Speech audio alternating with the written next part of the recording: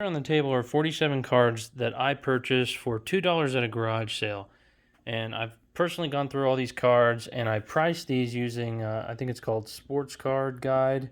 It's an app and it pretty much just surveys the median price of all the sales of whatever given card that you're looking up. Now, the exception is this, which I've not priced out because I honestly don't know what it would go for. I see different stuff on it all over. It's more of like a mail-in thing. It's not really a card. So really, there's 46 baseball cards. This is just, I don't know, worthless piece of paper, but I might keep it because I don't know, like, whatsoever what the price would be. So, and I want to be pretty clear here. What I'm trying to do is not saying you can become a millionaire by buying a bunch of weird baseball cards, and I'm not saying you should fill up your house with baseball cards either. But what I am saying is that there are quite a few rare cards all over, and you can make a little bit of money, especially more than you spend, especially if you're doing garage sales or you're getting cards for really cheap. And this is definitely a possibility. Now, the thing is, that all these cards, these are fleers, and I thought that a lot of these would be worth quite a bit. Well, it turns out most of these are worth under $1. However, some are around 99 cents, 80 cents, somewhere around there. And considering that I have 1, 2, 3, 4, 5, 6, 7, 8, 9 of these Fleer cards, it doesn't really matter. The most expensive one, by the way, is Alex Cabrera, which is around $1.70. So that's not a bad median price there. And again, all these cards are going to be worth a lot more if they're a PSA 10, which costs more for you to grade them, as well as if they have signatures. This stuff is sort of common sense, but for those of you that don't know, if you see PSA 10 and it's sold for $70 and then you try to sell the same ungraded card, it's never going to go for $70. So don't expect that. But considering I paid $2 for it, this whole stack of Fleer by itself is worth like triple what I paid for all of these cards. So now there's this card. It's a George Canali, and it is a separate one. I've never seen this actual company before. For example, when I look this up and try to determine its value, there is no impel option in terms of trying to find the median price. So it's very difficult for me to find.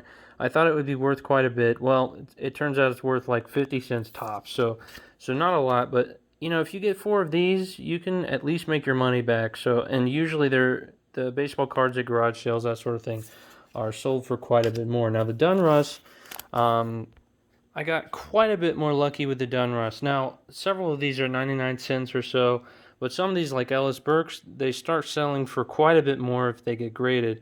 Where it's at right now is around $2. I guess it's $3 really, but the Mike Warren as well goes for probably upwards of $15. So not bad there if it's graded. Again, if it's graded. If it's not graded, you're looking at $1.50, maybe $2. The most expensive one in this group is the Greg Maddux, which actually goes for, the median price is $4.32. So, and again, the PSA 10s, or if you got a signature on yours, they're worth quite a bit more. And again, it's just a really interesting opportunity to be able to find cards and flip them if you want, but essentially you can start your collection or expand your collection without a whole lot of money. So the Robin Yount is the most expensive in this collection. The median price is around $7.38 or so. However, if it's a PSA graded, I've seen actually sales that go up to like 134. So I'm not saying you can get 134 commonly, but around 2021, somewhere around there, is a very decent price for Robin Yount graded, or especially if it had a signature, which it doesn't, it'd be worth a lot more. The rest of these are about a dollar or $2. So again, you're making your money back like per card usually, which is really interesting. The tops here, the majority, I mean, these are all over the place. Like this guy right here, the Butch Weingar, worth quite a bit more than I would have thought. But again, this manager card is worth like, I don't know, 40 cents. So, like you just get a lot of random stuff. And several of these have not sold in the past 15, 25 years. So you don't know the price exactly. And this Bill Stein card, the Rangers card, because this is so old, it's an 86 tops. It goes for around $5. That's its median price. So you're looking at pretty good numbers here, and you don't need a million winners. You need like, I don't know, 10, 15 winners. And these are pretty interesting to me, just from a money standpoint. It's interesting how cards work. So next, these are the upper decks. The Mo Vaughn is actually, not only is it a really nice card, I don't really want to sell it.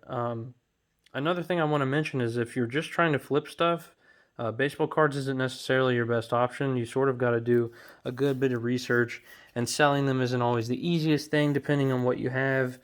For example, if this guy was graded and he was in great shape, which is not, you can see sort of the blemish there. I mean, these are pretty heavily handled. They're quite old. They're in good shape, but you're not looking at PSA 10s most of the time. You're looking at PSA 9s. And like, for example, this is a PSA 9, but it's also worth $1.15. So, I mean, it's a trade-off here. And this is actually the most expensive card that I got in the whole deck. It's worth between $17 and $37, ungraded, as far as I can tell. Now, graded, I have no clue. I mean, it's variable. The Barry Bonds cards go for quite a lot of money. So, anyway, I hope you sort of enjoyed this video, and also, like, it's just neat how you can find companies that like don't exist anymore. Like Impact, the Impact card over here is pretty interesting. It's almost like a time capsule you can find in garage sales, if you really know what you're looking for, or you're dedicated enough. So, if you did like this video, or you learned a little something, please subscribe, because I'm going to be doing more videos like this in the future. And thank you so much for watching. Have a fantastic day.